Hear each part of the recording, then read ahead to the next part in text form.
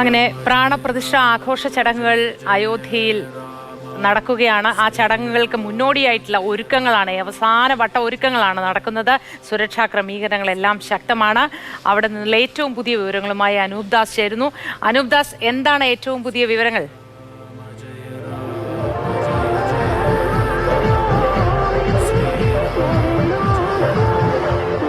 ഏതാണ്ട് 2 മണിക്കൂറിനകം പ്രധാനമന്ത്രി നരേന്ദ്രമോദി എത്തും. മറ്റ് ഈ ചടങ്ങുമായി ബന്ധപ്പെട്ട പ്രധാനപ്പെട്ട ആളുകളൊക്കെ തന്നെ അയോധ്യയിൽ എത്തിയിട്ടുണ്ട്. അയോധ്യയിൽ രാമക്ഷേത്രത്തിലേക്കുള്ള പ്രധാനപ്പെട്ട പാതയാണ്. ഇവിടെ നിന്ന് ആളുകളെ ഒഴിപ്പിക്കുന്നുണ്ട്. പക്ഷേ നമുക്ക് ദൃശ്യങ്ങളിൽ കാണാം, ആഘോഷ പരിപാടികൾ, കലാപ്രകടനങ്ങളൊക്കെ ഈ പാതയുടെ ഇരുവശത്തും സജ്ജീകരിച്ചിട്ടുണ്ട്.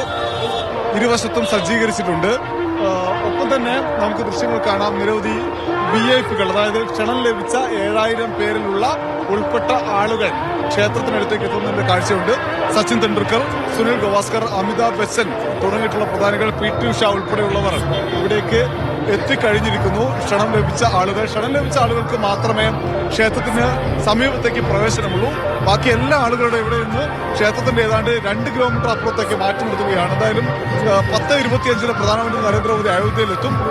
12:05 മുതൽ 12:55 വരെയാണ് പ്രധാനമന്ത്രി ചടങ്ങുകളിൽ പങ്കെടുക്കുക. അതിനുശേഷം 1 മണി മുതൽ 2 മണി വരെയുള്ള പൊതുയോഗം.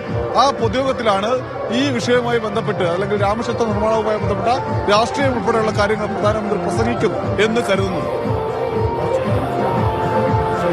ശരി അനൂപ്.